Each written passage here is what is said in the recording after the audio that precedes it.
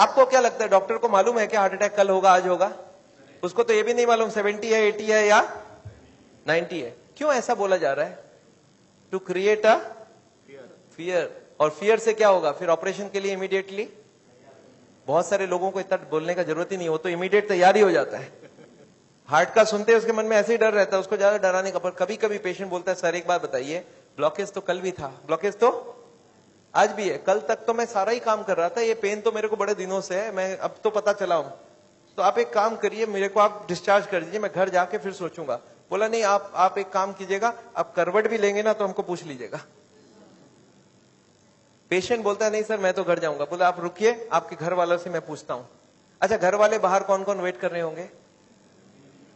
सारा खानदान वेट कर रहा होगा। वहां पे जाके क्या बोलना है कि patient is very critical, any moment he can die. आप बोलो मैं बचाने की कोशिश करूं और जाने दूं। अच्छा, आंसर क्या होगा? वाइफ क्या बोलेगी कि जिंदगी भर इन्होंने मेरे लिए किया, आज मेरे को चांस मिला, आज तो मैं ऑपरेशन। वाइफ बोलती है कोई चीज का भी कोई भी कंजूसी हमें नहीं करना है, इनको तो बचाना। अच्छा, बेटा मानेगा कि नहीं? एक बेटा बड़ा समझदार होता है, बोलता है डॉक्टर को, डॉक्टर साहब एक बार बताइए, मैंने सुना है कोलेस्ट्रॉल की वजह से ब्लॉकेज होता है, इनका कोलेस्ट्रॉल हाई है, तो क्या करूं कि कोलेस्ट्रॉल कम हो जाए? खाने पीने में क्या क्या चेंज लाना चाहिए? अच्छा, कार्डियोलॉजिस्ट मान जाएंगे इन सब बात में? वो बोलेंगे you are wasting my time, he is dying and you are talking all this rubbish. अच्छा, तब तक और जितने परिवार वाले बोले नहीं नहीं ऑपरेशन होना ही चाहिए। मेरे एक पेशेंट थे, बोले डॉक्टर साहब मेरे साथ पूरा ऐसे ही हुआ, मैं तो खाली एक बार टेस्ट कराने गया था और उसके बाद वो ऑपरेशन करके ही भेजे मेरे को वापस। मेरे एक और पेशेंट थे, बोले सर मैं फिर भी नहीं कराया, मैं निकल आया। मैं बोला आप निकले कैसे? बोला मैंने बोला मैं तो नहीं कराऊंगा, मुझे घर जाना है। वो बोले नहीं आप घर भी नहीं पहुंचेंगे। मैं बोला मैं लिख के देता हूं, मैं पहुंच जाऊंगा।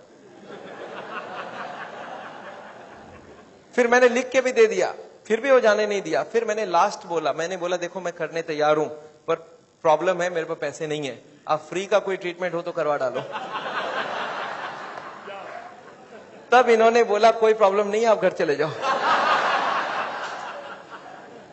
फिर मैं जब घर जाने लगा तब फिर से बुलाया उन्होंने, बोला अब आप एक बार बताओ ये इतने पैसे आप कितने दिन में इकट्ठा कर सकते हो? तब मैंने बोला देखिए मुझे प्रॉपर्टी बेच के आना होगा, 2 महीना लगेगा। फिर मुझे 2 महीना उन्होंने टाइम दे दिया, बोला अब कोई प्रॉब्लम नहीं है, 2 महीने बाद ही ऑपरेशन होगा। आपको समझ आ रहा है ऑपरेशन कब रुक सकता है? दिस इज, मैं ये नहीं बोलूंगा सारे जगह एग्जैक्टली यही हो रहा है, पर इसका ही कुछ छोटा मोटा रूप ये हॉस्पिटल का सिस्टम है। पर एक बात मैं जानता हूं, हॉस्पिटल को ये चॉइस देना चाहिए पेशेंट को, देखो the blockage is so much so much so much, these are the reasons, आप देखो क्या चाहते हो।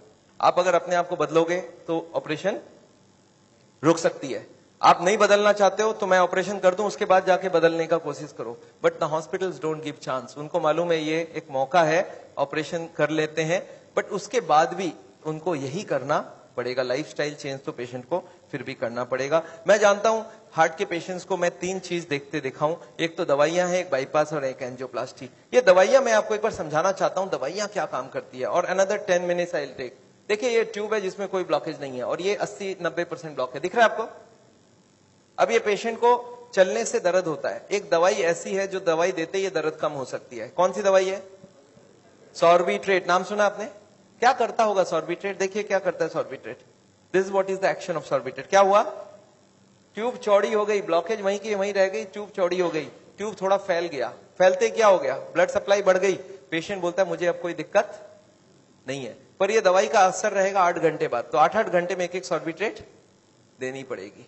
एक पेशेंट मेरे को बोला मैं सॉर्बिट्रेट नहीं लेता हूं, मैं मोनोट्रेट लेता हूं। मैं बोला वो भी सॉर्बिट्रेट का ही भाई है।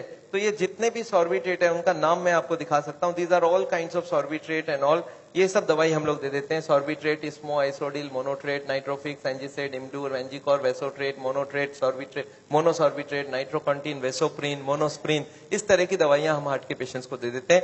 एनीवे दवाइयां बहुत सारे तरह की मिलती है, एक होता है हार्ट की ऑक्सीजन की जरूरत को कम कर देता है, इसको बोलते हैं beta blocker, calcium channel blocker, फिर एस इनहिबिटर, ऐसे करके बहुत सारी गोलियां हम लोग हार्ट के पेशेंट्स को दे सकते हैं। I am not going to go into that detail. कुछ ब्लड पतला करने का दवाई भी देते हैं, आपने देखा है नाम, Ecosprin, Colsprin, ASA, Delisprin, Disprin, clopidogrel, Clopilet, Clopivas, Ceruvin, Clavix, Clotrel, Plagril, Stromex, Deplatt, इस तरह की गोलियां हम लोग देते हैं ब्लड को पतला करने के लिए। पर ये गोलियां देने से भी पेशेंट ठीक नहीं होता है। तो इसके लिए मैं चाहता हूं वो लाइफस्टाइल चेंज करें, अपनी ब्लॉकेज को कम करें कि उनको देने की जरूरत पड़े ही नहीं। अच्छा, ये गोलियां इतनी खाएगी, इसके साइड इफेक्ट्स होती है क्या? अगर साइड इफेक्ट होती है कॉन्स्टिपेशन, तो कॉन्स्टिपेशन की और गोली दूंगा, और एसिडिटी हो जाए तो एसिडिटी की गोली दूंगा, और नींद ना आए तो नींद की गोली दूंगा। अच्छा बताइए, बीमारी ठीक हो रहा है कि नहीं हो रहा है? आई एम नॉट कीन, मैं जानता हूं दवाई आज जरूरत है, पर कल दवाई की जरूरत ना हो उसका बंदोबस्त करना बहुत जरूरी है। इसके बाद चलते हैं, ये एंजियोग्राफी क्या चीज है। हॉस्पिटल में जाते हैं, एंजियोग्राफी करते हैं, और ये एंजियोग्राफी मुझे पसंद क्यों नहीं है मैं आपको बताना चाहता हूं। This is what is the problem with angiography. एक तार आपकी पूरे बॉडी को स्क्रैच करके हार्ट तक लेके जाना है। ये तार यहां से जो घुसेगी, 1 metre wire is inserted into the body till it reaches the heart. It is a blind procedure. Blind मतलब क्या? आप घुसा दो, ये अंदर जाती जाएगी, और अगर अटक गई तो वापस खींच के फिर से ट्राई करना होगा। मतलब वो अंदर स्क्रैच करेगा ही करेगा, पूरे बॉडी को स्क्रैच करती है। वो लिखवा लेते हैं कि अगर हार्ट अटैक हो गया तो मेरी कोई जिम्मेवारी नहीं है, और ये पूरे बॉडी को ये पंक्चर भी कर सकता है। मैंने ऐसे ऐसे पेशेंट देखे हैं कि एंजियोग्राफी के वक्त ही डेथ हो गई। एंजियोग्राफी में पैर को काटना पड़ा अल्टीमेटली, क्योंकि वो पैर की ट्यूब को डैमेज कर दिया। तो एंजियोग्राफी मैं नहीं चाहता हूं। और उसके बाद क्या होगा? इनएक्यूरेसी अबाउट द रिपोर्ट, और उसके बाद pressure from the cardiac doctors for the next operation. Patient को लगता है मेरे को इमरजेंसी हो गया, बट इमरजेंसी प्रिसिपिटेट कराया जा सकता है। एनीवे, ये एंजियोप्लास्टी जो है, ये दो ऑपरेशन, दो चीज वो लोग करते हैं, एक एंजियोप्लास्टी, एक बाईपास सर्जरी। मैं एंजियोप्लास्टी 2 मिनट आपको समझाना चाहता हूं। What is this angioplasty? एक स्टेंट लगाते हैं, सुना आपने नाम? एक रिंग लगा देते हैं हार्ट में। What is this? Let me explain what is this. पिछले 20 साल में ये जो एंजियोप्लास्टी है, ये बार बार फेल किया और बार बार इसको सक्सेस बताया गया। पहले आई थी बैलूनिंग, बैलून एंजियोप्लास्टी। उसके बाद बहुत सारे तरह के एंजियोप्लास्टी आई, ऑर्डिनरी स्टेंट आई, फिर गोल्ड स्टेंट आई, फिर रोटा ब्लेडर आया, रेडियो एक्टिव स्टेंट आई, लेजर एंजियोप्लास्टी आई, आजकल चल रहा है ड्रग कोटेड स्टेंट। पर ये सारे के सारे फेल हुए हैं। क्यों फेल हुए, एक बार समझाना चाहता हूं। देखिए, ये बैलूनिंग क्या चीज है? याद है आपको एंजियोग्राफी के वक्त तार अंदर घुसाई थी, वो कहां तक गई थी? हार्ट तक, यहां तक तार आई थी। इस तार के ऊपर ये बैलून होता है। इस तार को थोड़ा सा धक्का मारते हैं। कभी कभी कार्डियोलॉजिस्ट तार को अंदर रख के बाहर आ जाते हैं, आके बोलते हैं देखो तार अंदर है, बोलो तभी खोल दूं। आप बोलते हैं चलो खोल दो, कितने लगेंगे? 2 लाख लगेंगे। 2 लाख दे दिया। अब ये तार को ये लोग धक्का देते हैं थोड़ा और, तो तार की जो बैलून है ये बीचों बीच आ जाती है ब्लॉकेज में। अब इस बैलून में पानी डालना होता है। ये बैलून ऐसा होता है, इसमें पानी डालते ही बैलून फूल जाती है। अच्छा, पानी कैसे डालेंगे? आपने होली में बैलून फुलाया एक सिरिंज से? सिरिंज में पानी ले लो, सिरिंज को दबा दो तो बैलून के अंदर पानी घुस जाए। तो बाहर से सिरिंज से पानी डालेंगे तो बैलून क्या होगा? फूल जाएगी। फूलते ही ब्लॉकेज कहां गई? साइड में दब जाएगा, ऊपर कंप्रेस्ड हो जाएगी, नीचे कंप्रेस्ड हो जाएगी। अच्छा, ये बैलून को जब पानी निकाल लेंगे तो क्या होगा? बैलून को वहां पे 2-4 सेकंड से ज्यादा नहीं रख सकते, क्योंकि हार्ट अटैक हो जाएगी, 100 हो जाएगी ब्लॉकेज। तो बैलून में पानी डाला और सिरिंज से वापस पानी खींच लिया। जैसे ही पानी खींचा, बैलून वापस चिपक गई, तार को पकड़ के बाहर निकाल लिया। Angioplasty is over. आपको समझ आ रहा क्या करना पड़ा? ये तार यहां थी, इसी को थोड़ा आगे किया, बैलून डाल, पानी निकाल लिया और ब्लॉकेज वापस। अच्छा, ब्लॉकेज वापस आ जाएगी नहीं आ जाएगी इसके बाद? क्या लगता है आपको? This is elastic. इलास्टिक समझते हैं आप? ये लोहा या पत्थर नहीं, इलास्टिक है। और जैसे ही बैलून निकाल लिया, ब्लॉकेज वापस आने लग गई। थोड़े साल बाद यही कार्डियोलॉजिस्ट मान गए बैलूनिंग काम की नहीं है। पहले क्लेम किया था बैलूनिंग एक बार कराओगे जिंदगी भर चलेगी, फिर मान गए काम की नहीं है। फिर क्या हो गया? फिर वो बोले इसमें स्टेंट लगाना होगा। What is this stent? Look at this, this is the blockage. दिख रहा है आपको येलो कलर की? और इसके अंदर एक बैलून डाल दिया। आपको दिख रहा है ब्लैक कलर का बैलून? बैलून में पानी डाला तो ब्लॉकेज कहां चलेगी? साइड में आ गई। जब बैलून निकाल लेंगे तो ब्लॉकेज वापस आएगी। तो यहाँ पे एक स्प्रिंग लगा देते हैं। ये स्प्रिंग क्या काम करेगा? ब्लॉकेज को आने से रोक देगा। आपको समझ आ रहा है स्प्रिंग का मतलब क्या है? अगर स्प्रिंग डाला गया, इसका मतलब क्या है? कि ब्लॉकेज वापस आ रही थी। इसका मतलब पहले वाला जो क्लेम था वो गलत था कि बैलूनिंग करा लो, ठीक रहा। इसके बाद ये जो स्टेंट लगी, स्टेंट का एक मेजर प्रॉब्लम है कि इसके अंदर से ब्लड जाएगी, और फॉरेन बॉडी के अंदर ब्लॉकेज बहुत जल्दी होती है। ये देखा गया है स्टेंट में 6 महीना 1 साल में सारे ब्लॉक आ जाती वापस। और ये जब वापस आने लगी तब इन्होंने थोड़े दिन तक तो बोला नहीं आती है। थोड़े दिन बाद इन्होंने बोला कि नहीं, ये स्टेंट तो खराब होगी क्योंकि ये ऑर्डिनरी स्टेंट है, इसमें एक मेडिकेटेड स्टेंट देना होगा। वो दवाई में डाल के स्प्रिंग को निकाल लेंगे, अब बहुत बढ़िया हो जाएगा। तो ड्रग की कोटिंग चल जाए। आपने देखा है चांदी के गहने में सोने की कोटिंग चढ़ाते हैं, तो वो स्प्रिंग के ऊपर कोटिंग चढ़ा देते हैं और वो कोटिंग चढ़ा के लगा दिया, पर इसके बाद भी ये फॉरेन बॉडी ही रही, इसमें वही का वही रिजल्ट आया है। अभी लेटेस्ट है कि 66% people with in 1 year will come back with a reblockage. इसके बाद है बाईपास सर्जरी। एक बहुत बड़ी सर्जरी होती है। देखिए बाईपास सर्जरी मैं इसलिए नहीं चाहता हूं, एक बहुत बड़ा सर्जरी है। एक पूरे चेस्ट को काटो और इसको काट के, इसको चाकू से नहीं कटेगा, इसमें आड़ी से कटेगी। आड़ी समझते हैं आप? आपने मार्बल फिटिंग के वक्त एक देखा, गोल चक्का लेके घूमते हैं, ऐसा एक लगा के ये पूरा खुलेगी। इसको अंदर से ऐसे जैक करके ऐसे खोलेगा, अंदर में हार्ट को रोक के उसमें ऑपरेशन होगी। और हार्ट को रोकेंगे तो एक मशीन से पूरे बॉडी को ब्लड जाएगा, इसको बोलते हैं हार्ट लंग मशीन। उसमें कुछ ब्लड डाल के उससे चलाना होगा। And during this time the operation has to take place, but this operation is very complicated. Luck अच्छा हो तब ठीक है, नहीं तो कुछ ना कुछ कॉम्प्लिकेशंस रहती है, बहुत सारे लोगों की जान भी जाती है। पर ऑपरेशन के बाद क्या होगा, ये देखिए ऑपरेशन के बाद क्या होगा। ये ट्यूब जो ब्लॉकेज है वो यहीं रह गई, उसके जगह नई ट्यूब लग गई। तो ये ब्लॉकेज के जगह नई ट्यूब लग गई तो क्या हो गया, बाईपास हो गया। पर ये नई ट्यूब में फिर कभी ब्लॉकेज आएगा कि नहीं, आपको क्या लगता है? ये नई ट्यूब में फिर से ब्लॉकेज आती है। अच्छा अब तो 40 साल बाद ही आएगी ना, पिछले बार कितने साल लगी थी आपको याद है? देखिए एक वाई का जवाब सोच के देखिए, ओरिजिनल ट्यूब में कितने साल में ब्लॉकेज हुई थी? 20 से 40 साल। तो कितनी स्पीड रही? 2 से 4%, 6% पर ईयर। और एंजियोप्लास्टी के बाद अगर 2 साल में वापस रीब्लॉकेज होती है तो कितने साल हो गई? 40% पर ईयर। और बाईपास के बाद अगर 5 साल में रीब्लॉकेज आती है तो 20% पर ईयर। जो ट्यूब ओरिजिनली 2% की ब्लॉकेज कर रही थी वो अब ऑपरेशन के बाद उसकी स्पीड क्यों बढ़ गया? क्योंकि अब वो ओरिजिनल नहीं रहा। हमारी बॉडी को जब तक ओरिजिनल रखो तब तक अच्छी बात है। हमारे प्राइम मिनिस्टर ने भी 2 बाईपास कराई है, एंजियोप्लास्टी 5 स्टेंट लगाई है। पर मैं जानता हूं उसके बाद भी तो फिर से कराना पड़ा। एक बार कर लिया, दूसरी बार कराए, कब तक करा सकता आदमी? और मैं जानता हूं बॉडी में एक बार कॉम्प्लिकेशन कराना, उनके लिए तो चलो बहुत बड़ा टीम लगेगा। हर आदमी के लिए इतनी बड़ी टीम नहीं भी लग सकती है और इतना बड़ा ऑपरेशन नहीं भी कर सकते ठीक से। पर मैं जानता हूं अगर ऑपरेशन बिना ही हमारी काम बन जाए, अगर हम लाइफस्टाइल को ही चेंज करके कर सकते हैं तो हम ऑपरेशन क्यों करवाएं? And this is what is the contention. Nevertheless मैं हार्ट के पेशेंट को एक ही चीज समझाता हूं कि ब्लॉकेज अगर रिवर्स करना है तो उसके लिए थोड़ा आपको एक्यूरेसी करना होगा। What is this accuracy? You understand? This is the accuracy. इस पिक्चर को आपने देखा है, इसमें एक्यूरेसी लिखा है। कितना एक्यूरेसी है इसका मतलब? मैं आपको समझाता हूं। ये एक ड्रम है, ये ड्रम में मैं पानी भरना चाहता हूं और इसमें 15 छेद है। आप बताइए कितनी छेद बंद करने से ड्रम भरेगी? याद है 15 कारण है। अब इसमें से कितने को कंट्रोल करूं कि ड्रम भर जाए? सारे को करना होगा। अच्छा मैं हार्ट के पेशेंट्स को क्या देखता हूं, उनको कुछ मालूम भी नहीं है इसके बारे में। वो क्या बोलते हैं, मेरा कोलेस्ट्रॉल कंट्रोल है, ट्राइग्लिसराइड ज्यादा है, शुगर कंट्रोल है, बीपी ज्यादा है। मैं बोला ऐसे नहीं चलेगा, सारे होल बंद चाहिए मुझे। बोलते मैं थोड़ा थोड़ा करूं तो कैसा चलेगा? मैं बोला थोड़ा थोड़ा से काम नहीं चलेगा। बोलते मेरा बीपी कम किया हूं पर पूरा कम नहीं कर रहा हूं, 120 नहीं ला रहा हूं, 140 ही रखा हूं। मैं बोला नहीं चलेगा, मुझे सारे फैक्टर्स एक साथ कंट्रोल चाहिए। हाँ इसके लिए शुगर, बीपी, कोलेस्ट्रॉल, ट्राइग्लिसराइड आपसे कम नहीं हो रहा, मैं दवाई देके कम कर देता हूं। पर स्मोकिंग आपको पूरा ही बंद करना होगा, खाने में तेल आपको बंद करना होगा, एक्सरसाइज आपको करना पड़ेगा, ओवरवेट कम करना होगा, खाना पीना में फाइबर ज्यादा डालना होगा। अच्छा ये सब संभव है क्या लोगों के लिए?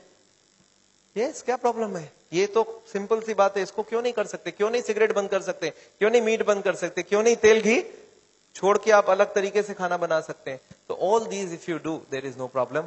नेवरदलेस मैं जानता हूं, एक और छोटा सा चीज आपको बताना चाहता हूं। अभी एक और नई जो टेक्नोलॉजी आ गई है, आदमी को मैं सोचता था बिना काटे कुछ हो सके। ये हमारी कुकिंग की क्लास है, this is the cooking class. मैं हार्ट के पेशेंट्स को ट्रेनिंग देता हूं। This is my dietitian teaching cooking, 0 oil cooking to the patients wives.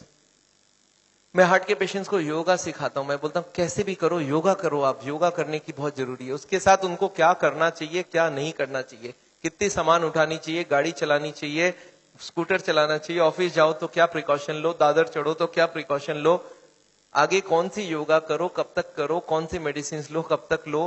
And for this हाँ मैं एक मैगजीन भी निकालता हूं, इसका नाम है साउल टाइम्स। ये मैगजीन मैं हर महीने निकालता हूं, दिल्ली से निकलती है, हिंदी और इंग्लिश में।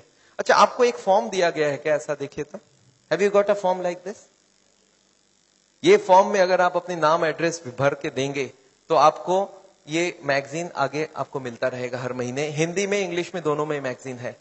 और इसके साथ एक छोटा सा और क्वेश्चन ये रखा है कि यहाँ पे अगर हम लोग ऐसा कोई कैंप करवाएं So how many people will be interested to join such a camp? एक दिन का या 2 दिन का ऐसा एक कैंप अगर हम करवाएं तो कोई इंटरेस्टेड हो तो please fill it up.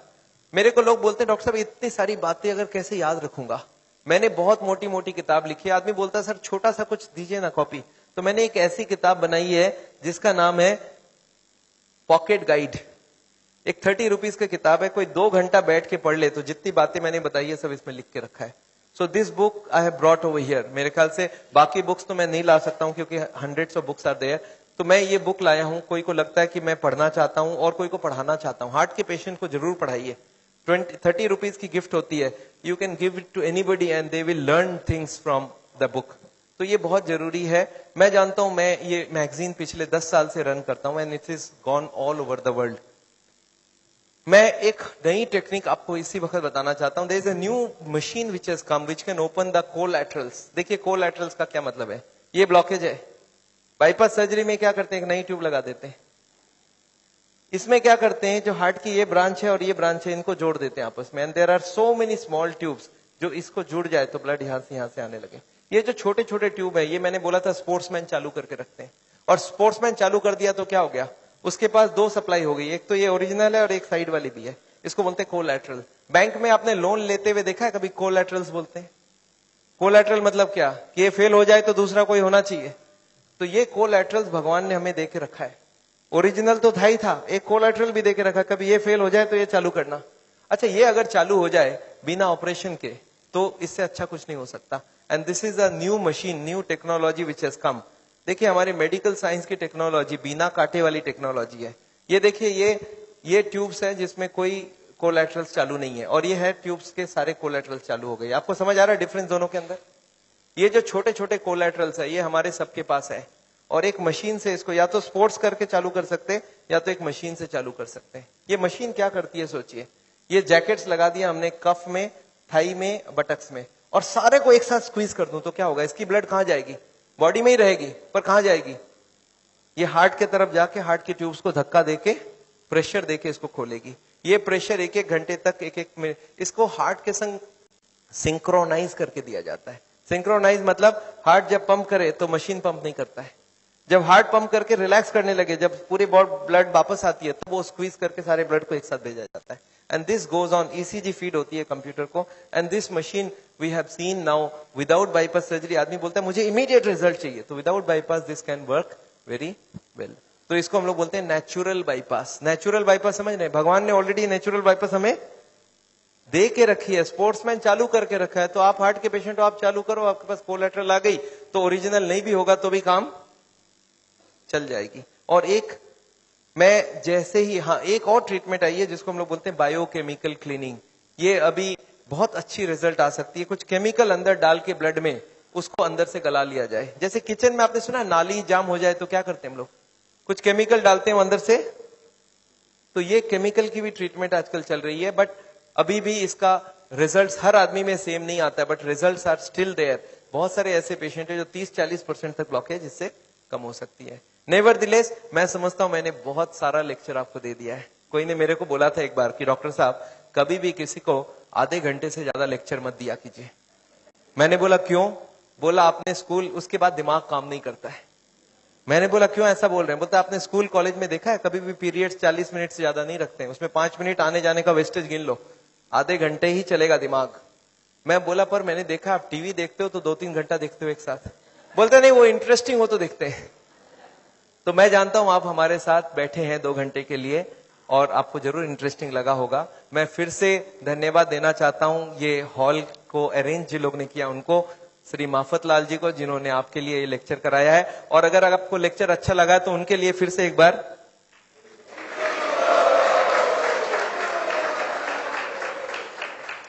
I just wanted to formally thank Dr. Chajjar for a wonderful, not only a wonderful talk, but highly personal and very interactive, and particularly the stamina and energy that is shown at the end of the day. Just came back from Hyderabad today, so I think we should give him a much more warm welcome.